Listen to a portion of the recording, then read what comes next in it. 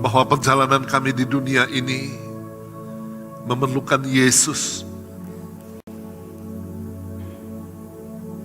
Sebab dengan iman kami percaya hanya Yesus adalah jawaban bagi dunia ini. Siapa yang percaya dan melakukan firman-Nya akan diselamatkan. Tetapi yang tidak percaya akan masuk ke dalam kematian yang kekal. Dunia perlu Yesus.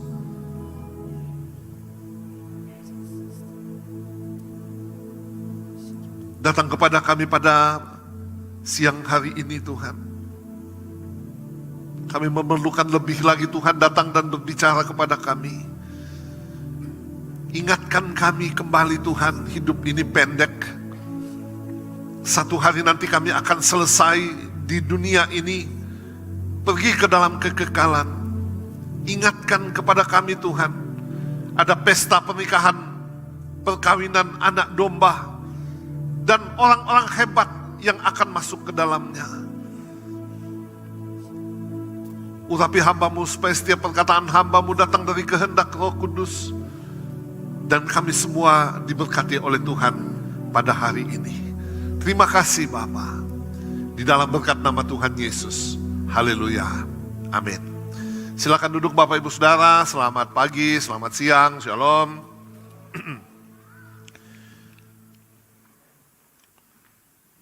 Ada jemaat yang meninggal kemarin dulu. Orang ini masih minggu yang lalu, hari Jumat kalau tidak salah, saya ditelepon. Mereka tanya ada enggak perjamuan kudus minggu lalu. Saya bilang enggak ada. Perjamuan kudus nanti minggu pertama. Kenapa? Budi yang telepon ini dia bilang, Cece saya mau minta perjamuan kudus. Dan saya bilang, enggak apa-apa datang aja hari Minggu ke gereja, nanti kita layani perjamuan kudus di lantai 3 sini. Lalu datanglah mereka dan pelayanan perjamuan kudus, doa, selesai kami pergi makan. Dia makan baik, normal. Tapi kemarin malam, saudara-saudara, kemarin malam, jam 9 malam dia pergi ke toilet. Memang dia sedikit ada masalah di lambung, tapi sudah diperiksa ke beberapa internis, tidak ditemukan sakitnya. Dia pergi ke toilet dan dia masuk ke kamarnya dan tidur. Tidurnya terlentang. Iparnya ini buka kamar, oh ya sudah tidur, Cece sudah tidur. Jam 10 malam lihat lagi, loh kok posisinya tidak goyang, tidak bergerak. Dan ketika dipegang, sudah meninggal. Ya, sudah meninggal. Itu namanya mati, yang namanya rest in peace. Oke? Itu betul-betul peace, mati dengan baik. Tidak menyusahkan siapa-siapa. Dan dia pergi di dalam keheningan. Ya, saya merenungkan saudara-saudara bahwa ya memang begini hidup ini, just like that. Mana itu Pak Anu? Sudah mati. Oh iya, sudah mati. Wah, kadang-kadang reaksi kita bahkan tanpa reaksi ketika kita mendengar ada seseorang yang menjadi almarhum atau almarhumah. Ya, laki-laki atau perempuan, kalau banci kan aluminium. Saudara-saudara, waktu itu begitu pendek. Ya, waktu itu begitu, bukan pendek, singkat. Tadi kemarin saya bilang, loh, bukannya seperti barusan saya mau khotbah hari Minggu, ini mau khotbah lagi. Waktu begitu cepat. Tahu-tahu kita ini usianya sudah mulai lanjut. Tadi terakhir di ruang lantai 3 di situ, kumpul manula. Tuh manula di atas. Manusia lanjut usia, ya. Manusia lanjut usia itu hitungannya dari mana sih? Yang disebut manusia lanjut usia. Jangan dibandingkan dengan Henok, sudah ya. Atau dengan Metusala, kita masih sangat muda. Manusia lanjut usia mungkin di atas 60. Tahun depan bulan Agustus saya sudah genap 60. Jadi saya juga sudah hitung manulah manusia lanjut usia. Begitu cepatnya. Makanya saya suka lihat di Facebook kalau muncul tahun 2000, foto tahun 2014, muncul di Facebook kan. Saya suka copy, ya saya membandingkan wajah saya tahun 2014 itu sama dengan 7 tahun yang lalu, dengan sekarang. Atau dia muncul tahun berapa gitu ya, 2005, 2006. Saya mau lihat wajah saya, ya, karena banyak orang bilang, Bapak ini tidak berubah. Maksudnya apa gitu ya? Tidak berubah, karena saya merasa berubah. Dimulai dari mana? Dimulai dari rambut. Rambut itu tidak bisa dusta, gitu ya. Cuma ada yang bilang begini, berbahagialah orang yang rambutnya kurang karena dia tidak prostat. Orang yang rambutnya tebal cenderung akan prostat. Nggak tahu ilmu dari mana itu, coba saudara teliti di Google. Waktu akan terus berjalan, saudara-saudara, dan semuanya akan selesai. Tema kita minggu ini adalah expensive love. Mungkin 2-3 kali khotbah ini, serial pendek. Kasih yang mahal, cinta yang mahal. Coba kita baca, Lukas pasal 7 ayat yang ke-36. Seorang Farisi mengundang Yesus untuk datang makan di rumahnya. Yesus datang ke rumah orang Farisi itu lalu duduk makan. 37. Di kota itu ada seorang perempuan yang terkenal sebagai seorang berdosa. Ketika perempuan itu mendengar bahwa Yesus sedang makan di rumah orang Farisi itu, datanglah ia membawa sebuah buli-buli pualam berisi minyak wangi. Coba baca ayat 47. Sebab itu aku berkata kepadamu, dosanya yang banyak itu telah diampuni, sebab ia telah banyak berbuat kasih. Tetapi orang yang sedikit diampuni, sedikit juga ia berbuat kasih. Di kota itu ada seorang perempuan yang terkenal, perbuatannya, tidak tahu apa perbuatannya, tapi kelihatannya dia penjajah seks komersial. Ya, WTS, wanita tuna susila, atau dengan gelar yang lain. Ada yang bilang perempuan nakal dan selanjutnya. Saudara-saudara, lalu ternyata Tuhan ada di tempat itu. Di rumah seorang Farisi yang mengundang Tuhan Yesus datang untuk duduk makan dengan dia. Dan perempuan itu datang dengan sangat nekat, saudara-saudara, ya, mau menunjukkan kasihnya kepada Tuhan. Kasih kepada Tuhan. Maka saya mengatakan, saudara, bahwa ini yang disebut expensive love, kasih yang sangat mahal. Dengan saudara-saudara, mengasihi Tuhan itu bukan paksaan. Tidak ada orang diancam untuk mengasihi Tuhan. Ada laki-laki yang memaksa seorang perempuan untuk mencintai dia. Ada, saudara, cinta paksaan. Gitu. Sampai perempuan ini kalau dengar ada suara mobilnya atau motornya datang, dia sudah bilang, dia sembunyi, dia tidak mau keluar. Ada model seperti ini. Ya. Saudara-saudara, bukan sebuah paksaan. Bukan sekedar kita menjadi orang Kristen. Cinta kepada Yesus, bukan. Karena kekristenan bukan jaminan cinta Yesus. Oke? Bahkan kekristenan bukan jaminan follow Jesus. Mengikuti Yesus, teladan Yesus. Bukan. Bukan juga hanya sekedar sebuah perintah. Klik. Mengasihi Tuhan itu adalah sebuah keputusan. Semua katakan keputusan. Ya, kita memutuskan, saudara-saudara, apakah saya mau mengasihi Tuhan atau tidak. Dan untuk mengasihi Tuhan dibutuhkan integritas. Banyak orang menunjukkan kasihnya kepada Tuhan jika ada yang lihat. Kalau tidak dilihat, dia tidak tunjukkan kasihnya kepada Tuhan. Saya kemarin ya, saya lihat dari atas jendela di situ, ada mobil merah lewat, tahu-tahu pluk, dia buang sampah di jatuh. Rasanya saya mau turun cari di mobil. Enak benar dia buang sampah di tengah jalan yang jalannya bersih.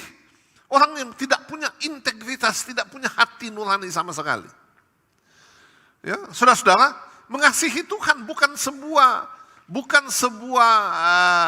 pertunjukan, bukan. Mengasihi Tuhan itu private, pribadi.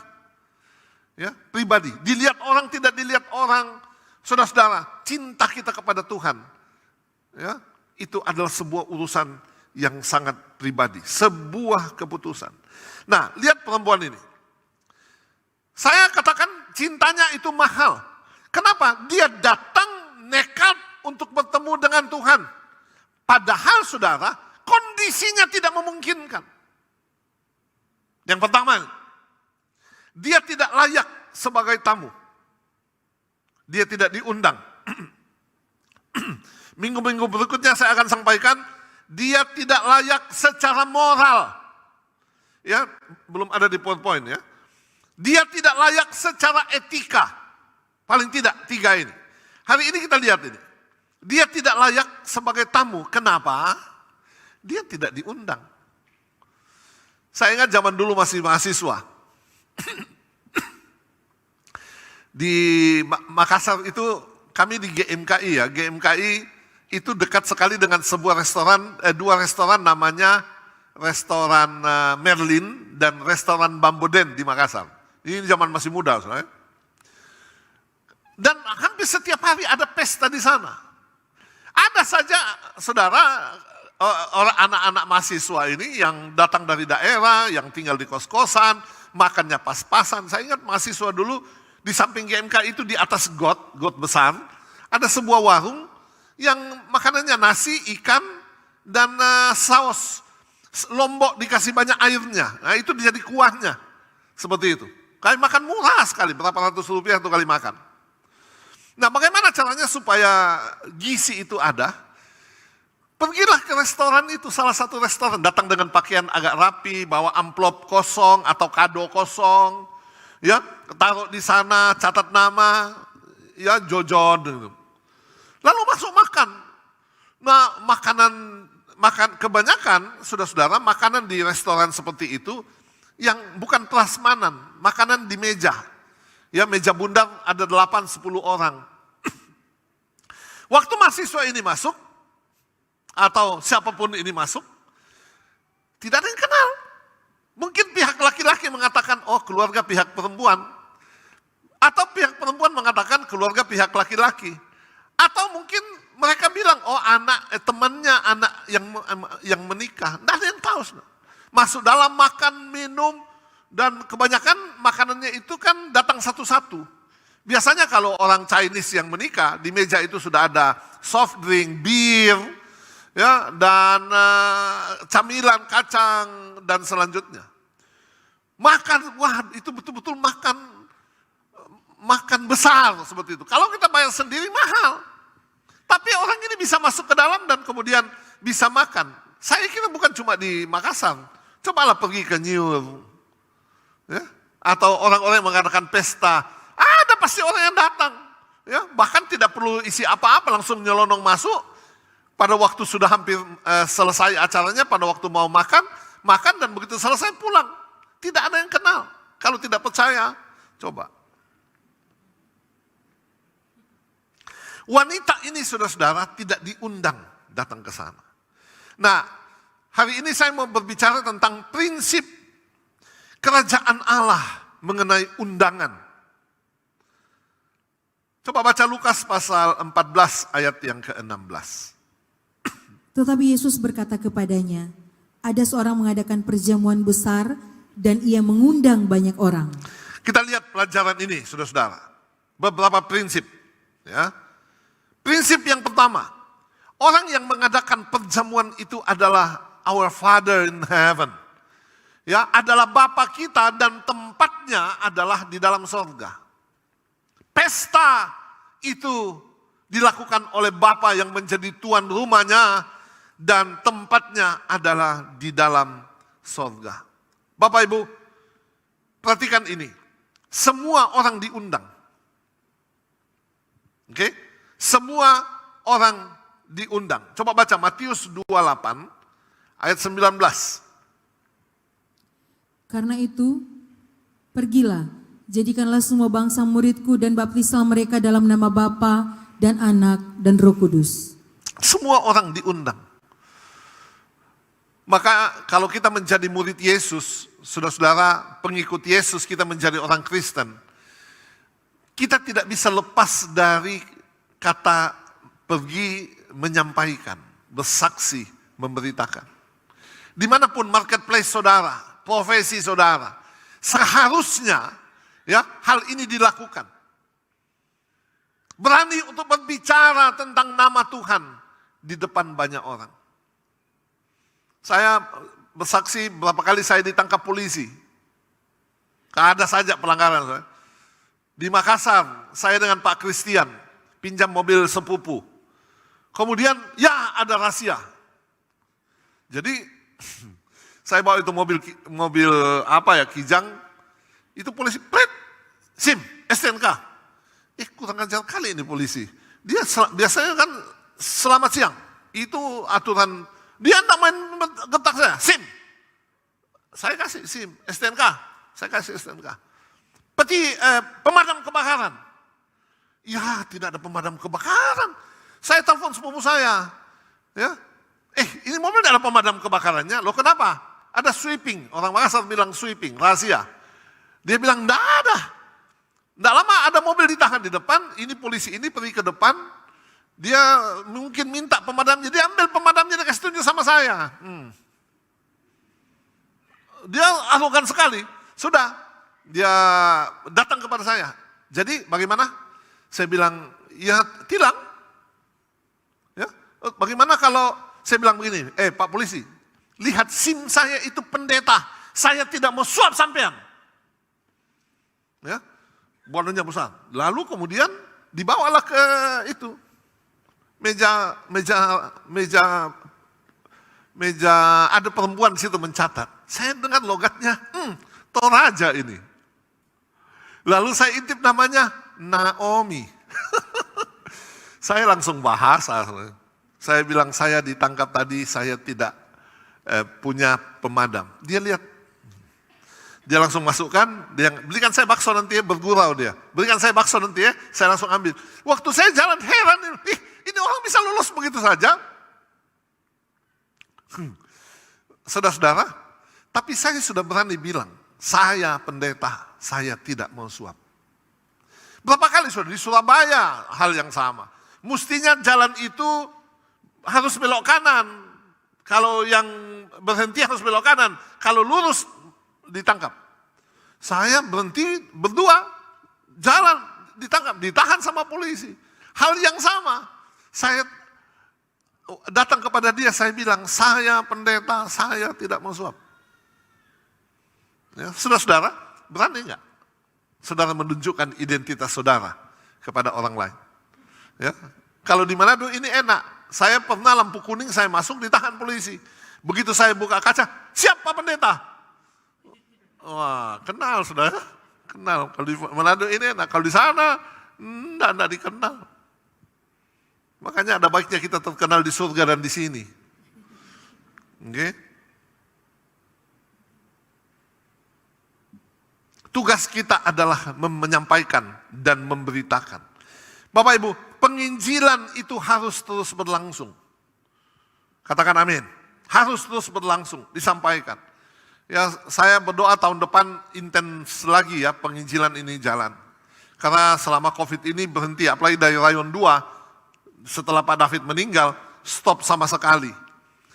Ya, padahal sebelumnya pergi ke mana-mana gitu ya, mengumpulkan hamba-hamba Tuhan dan memberikan motivasi, dorongan, kekuatan, penghiburan, cara-cara apa yang bisa kita berikan masukan kepada mereka.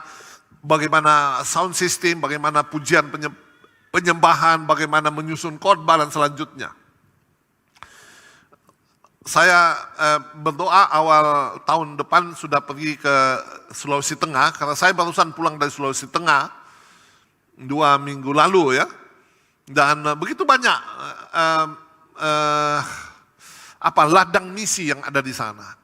Ya, waktu kami naik mobil dari Toli-Toli ke Palu, di sebuah jalan si pendeta yang ikut pulang naik ke mobil kami, dia bilang, Pak, ini daerah penginjilan saya ke atas ini. orang-orang suku-suku terasing. Dia bilang, untuk naik ke atas itu naik motor. Satu trip ke atas 250.000. Karena motornya itu modifikasi ya, jadi Gojek seperti itu. Wah, saya kepingin satu hari bisa muncul di atas.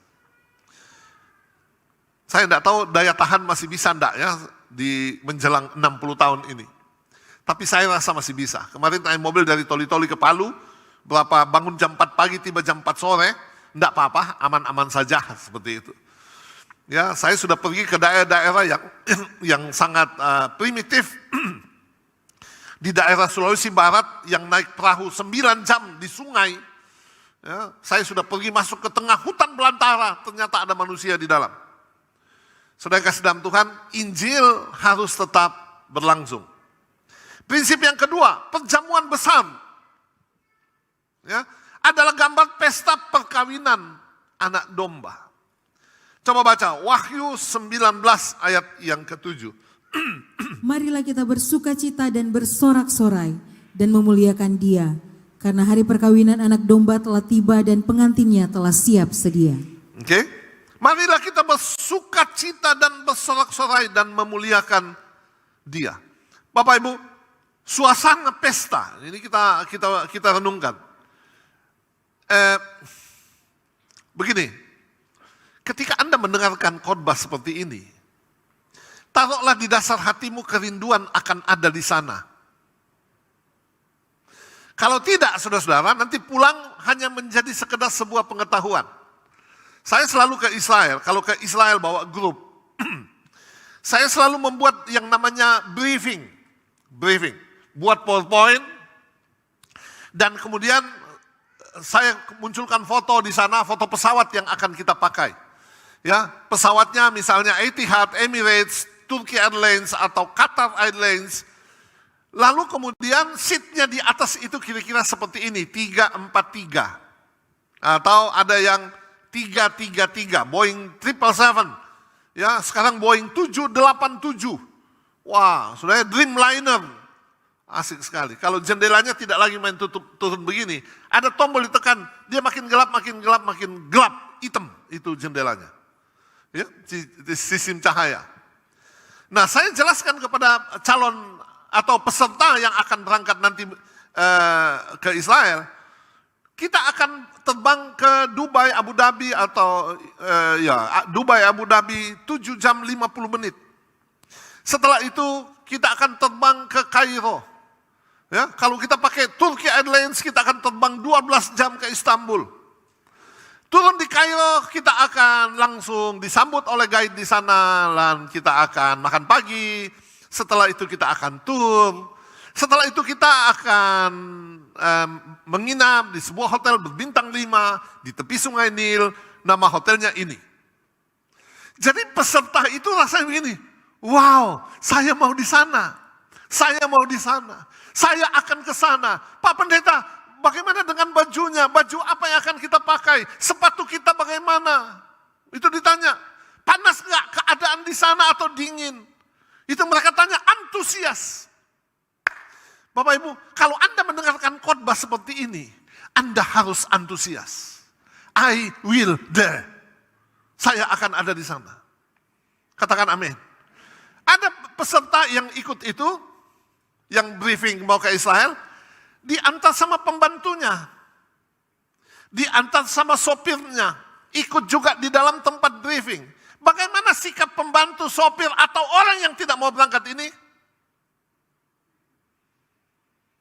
They don't care, mereka tidak peduli. Kenapa? Mereka tidak ikut.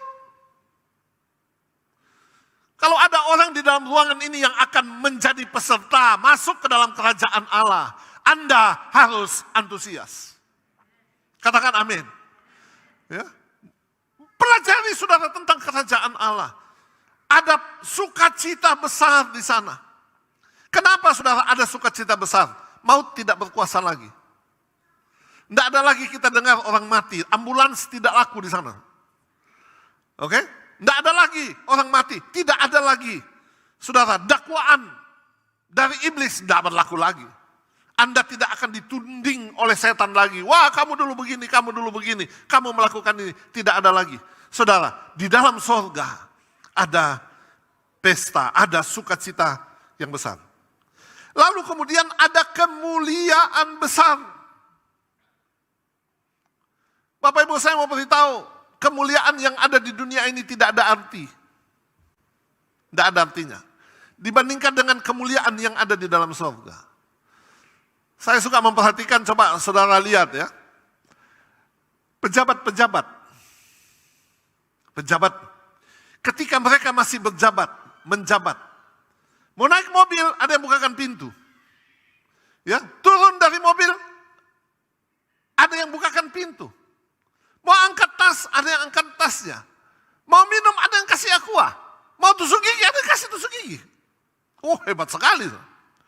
Coba setelah mereka turun tahta, ada orang yang peduli? No, tidak ada. Ya. Syukur-syukur ada orang tegur, Pak, selamat siang Pak. Dulu saudara, 1.000 manusia ada di sekelilingnya yang siap untuk diperintah apa saja. Kemuliaannya besar.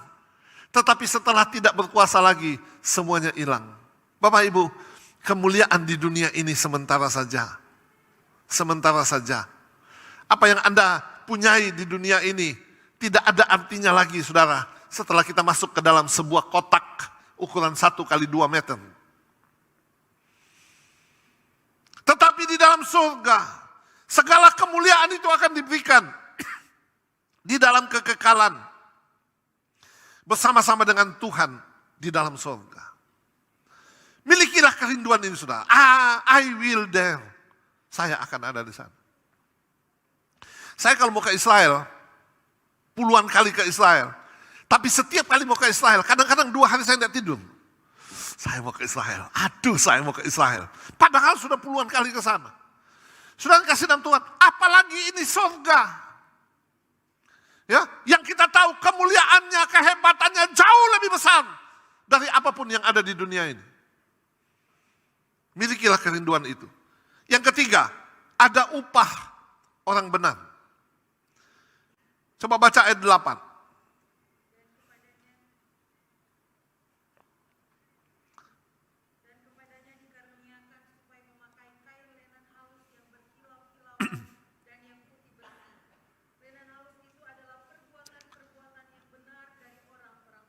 Ayat Wahyu pasal 19 ayat 8 mengatakan dikaruniakan dan kepadanya dikaruniakan supaya memakai kain lenan halus yang berkilau-kilauan dan yang putih bersih. Lenan halus adalah perbuatan benar orang-orang kudus. Saya ingat kisah tentang Tuhan Yesus dipermuliakan di atas gunung yang tinggi, bahasa Alkitab. Kemungkinan itu adalah sebuah bukit, namanya bukit atau gunung Tabor. Ada 3 orang yang menemani Tuhan Yesus naik ke atas, yaitu Simon Petrus, Yakobus dan saudaranya Yohanes. Ketika sampai di atas, tiba-tiba Tuhan mengalami yang namanya perubahan rupa, transfigurasi. Pakaiannya menjadi putih berkilau-kilauan. Dan Alkitab mengatakan tidak seorang pun yang dapat menggelantang pakaian seperti itu. Wow. Saudara-saudara, apa itu pakaian berkilau-kilauan? Upah. Upah yang akan diberikan kepada orang ya yang berhasil masuk ke dalam kerajaan surga. Orang-orang benar. Ya. Perbuatan-perbuatan benar orang-orang kudus selama ada di dunia ini. Nah, oleh sebab itu saudara-saudara, ini pelajaran kita. Ayo selama kita hidup di dunia ini bertindaklah benar. Haleluya, bertindaklah benar. Berlakulah adil, jangan curang. Ya, jangan merampas, mencuri, merusak, jangan orang Jakarta bilang mengkadali orang lain. Ya, merampas, mengambil milik kepunyaan orang lain, memakai akal-akalan. Ya, enggak saudara, jangan, tidak akan mendapatkan upah di dalam surga. Ya, ingat saudara, coba ditampilkan Wahyu 21 ayat 27. Wahyu 21 ayat 27. Di sana dikatakan tidak akan masuk ke dalamnya sesuatu yang najis. Ya. Tidak akan masuk ke dalamnya sesuatu yang najis. Tidak ada yang saudara cacat. Saya takut nanti saudara utang 10.000 di dunia ini bisa menjadi ganjalan saudara masuk ke dalam surga. Apalagi yang orang punya uang 10.000, ya berutang, ya berutang, ya berutang, berutang, berutang, berutang. Saya takut saudara, maka jangan mau berutang apapun di dunia ini. Atau mengambil punyanya orang, nanti ada dakwaan itu datang kepada kita. Yang bisa menghalangi kita untuk masuk ke dalam kerajaan surga. Lagi, ada apa di dalam kerajaan surga? Ada kebahagiaan besar. Wahyu pasal 19 ayat 9 mengatakan, lalu ia berkata kepadaku, tuliskanlah, berbahagialah mereka yang diundang ke perjamuan kawin anak domba. Katanya lagi kepadaku, perkataan ini adalah benar, perkataan-perkataan dari Allah. Berbahagialah, wow, ada bahagia yang besar. Kebahagiaan yang kita tidak bisa dapatkan di dunia ini. Ya. Makanya sebenarnya lagu itu indah sekali sudah ya. Ku berbahagia, yakin teguh, Yesus abadi kepunyaanku, aku warisnya, ku ditebus, ciptaan baru, Roh Kudus. Prinsip yang ketiga, dia mengundang banyak orang. Ya, semua orang diundang. Ini pesta perjamuan besar yang ada dalam surga. Ya, yang melakukannya adalah tuan rumahnya adalah Bapa yang ada, Bapa dan tempatnya adalah di dalam surga. Dan itu adalah sebuah perjamuan yang besar. Nah, lihat ini. Dia mengundang banyak orang, semua orang diundang. Maka Matius 24 ayat yang ke-14. Dan Injil kerajaan ini akan diberitakan di seluruh dunia menjadi kesaksian bagi semua bangsa. Sesudah itu barulah tiba kesudahannya. Injil ini harus diberitakan ke seluruh dunia menjadi kesaksian, perhatikan kalimat ini, bagi semua bangsa. Bagi semua bangsa. Bapak Ibu, perenungan kita adalah, ini berbicara tentang keadilan Allah. Ada orang yang mendengar, ada orang kemudian dia bertobat dan selamat. Oke? Injil diberitakan, ada orang yang dengar, lalu kemudian dia bertobat, dia percaya, dia bertobat, dan salvation terjadi, keselamatan terjadi. Pertanyaannya, bagaimana yang belum pernah dengar Injil? Ya, Pak Paulus ini datang dari Ambon. Kapankah Injil masuk ke dalam Ambon? Bagaimana dengan 500 tahun yang lalu? Ya, apakah sudah ada Injil di sana? Belum. Bagaimana orang yang belum pernah mendengarkan Injil bisa selamat? Tuhan itu tidak adil dong. Tetapi Roma pasal 2 ayat 14 bilang begini. Apabila bangsa-bangsa lain yang tidak memiliki hukum Taurat oleh dorongan diri sendiri melakukan apa yang dituntut hukum Taurat, maka walaupun mereka tidak memiliki hukum Taurat, mereka menjadi hukum Taurat bagi diri mereka sendiri. 15. Sebab dengan itu mereka menunjukkan bahwa isi hukum Taurat ada tertulis di dalam hati mereka, dan suara hati mereka turut bersaksi dan pikiran mereka saling menuduh atau saling membela. Hal itu akan nampak pada hari bila mana Allah sesuai dengan Injil yang kuberitakan akan menghakimi segala sesuatu yang tersembunyi dalam hati manusia oleh Kristus Yesus. Perhatikan kalimat-kalimat ini. Ternyata saudara-saudara, orang yang tidak memiliki hukum, tetapi oleh dorongan diri sendiri melakukan apa yang dituntut oleh hukum, maka sekalipun mereka belum memiliki hukum, selamat. Orang-orang yang belum pernah mendengarkan Injil, tapi oleh dorongan hati nurani melakukan seperti apa kata Injil, saudara diselamatkan. Ayat 15, sebab dengan itu mereka menunjukkan bahwa hukum Taurat, isi hukum Taurat ada tertulis dalam hati mereka, dan suara hati mereka turut bersaksi, dan pikiran mereka saling menuduh atau membela. Kamu salah melakukan ini. Ya, saya tidak salah. Itu ada di dalam pikiran, itu saling menuduh dan saling membela. Kapan kita bisa buktikan ini, saudara-saudara? Ayat 16. Hal itu akan nampak pada hari bila mana Allah sesuai dengan Injil yang kuberitakan akan menghakimi segala sesuatu yang tersembunyi dalam hati manusia oleh Kristus Yesus. Akan nampak pada hari penghakiman nanti. Makanya ketika kita mendengarkan Injil dan kemudian kita bertobat, ya, kita bertobat, maka kita akan diselamatkan.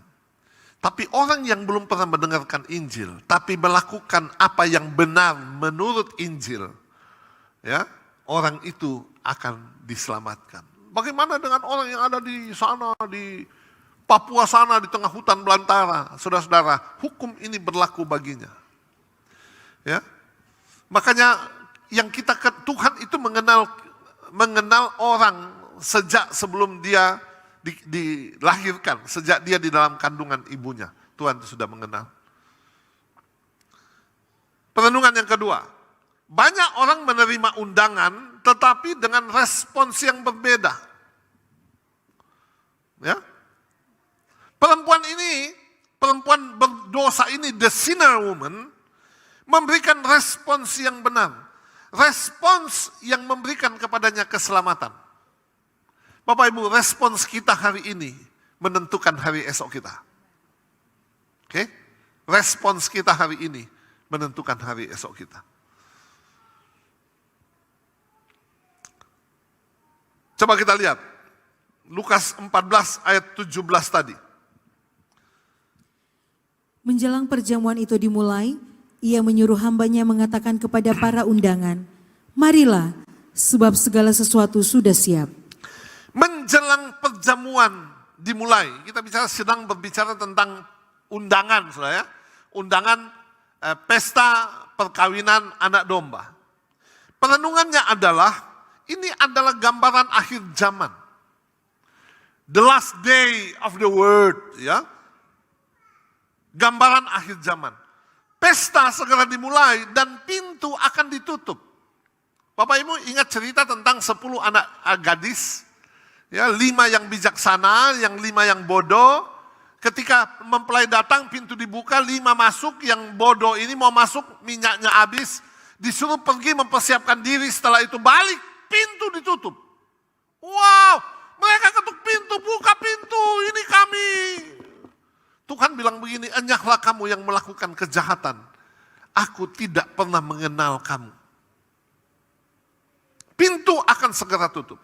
Siapa yang terlambat akan ditolak dan binasa. Yang terlambat akan ditolak dan binasa. Coba baca, Roma 11 ayat 25.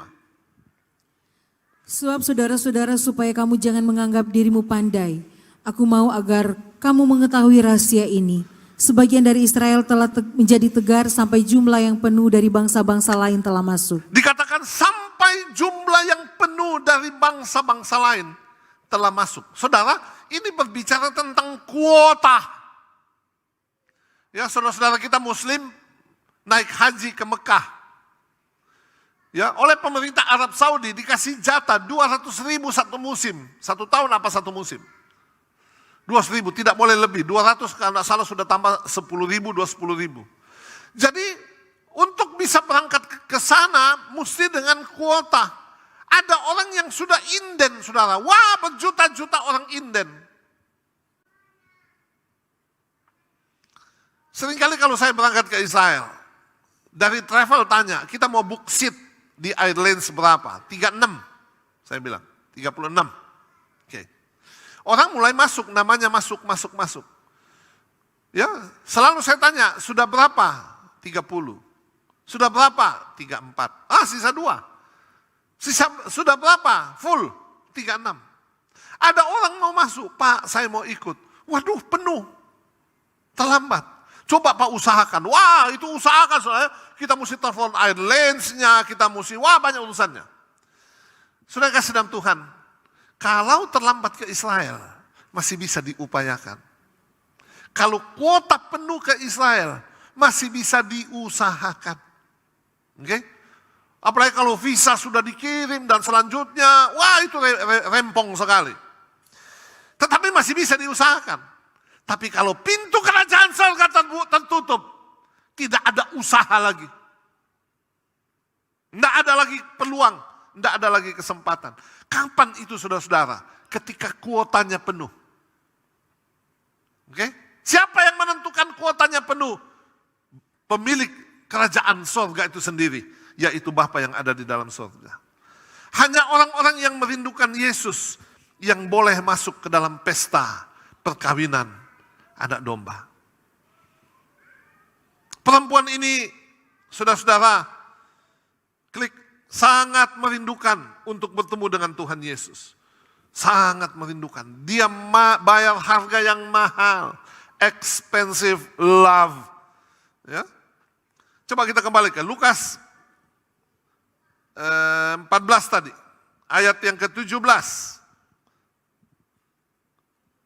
Menjelang perjamuan itu dimulai, perhatikan, ia menyuruh hambanya mengatakan kepada undangan, marilah.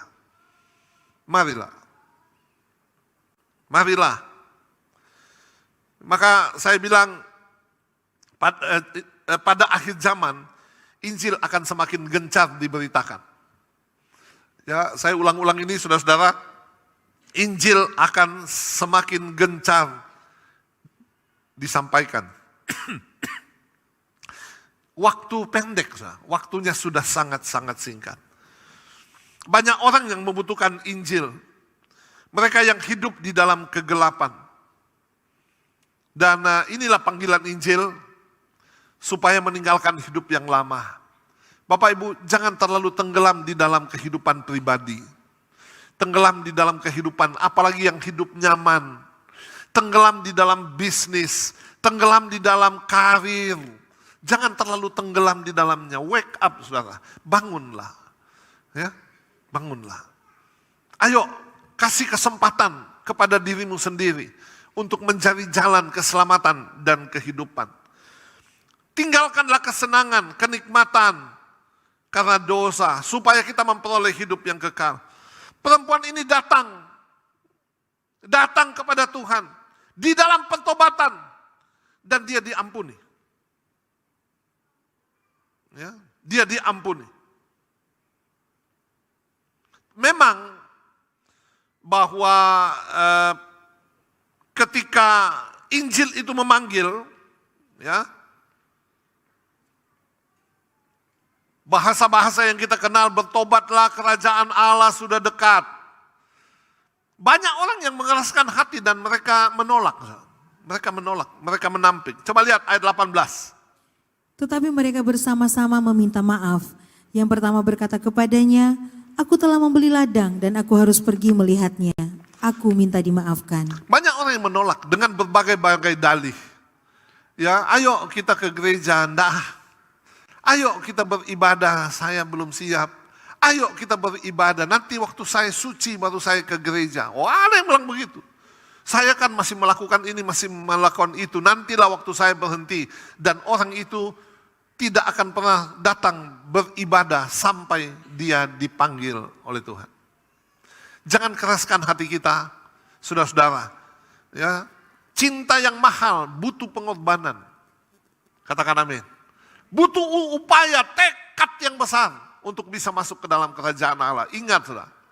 pintu itu ada dua. Satu yang lebar, bukan lengang, lega masuknya. Ya, tapi pintu yang lain saudara adalah pintu yang sempit. Berliku-liku jalannya, butuh harga, bayar harga untuk masuk ke dalamnya. Tetapi orang yang berjuang sampai akhir akan masuk ke dalam kerajaan kekal sampai selama-lamanya. Amin.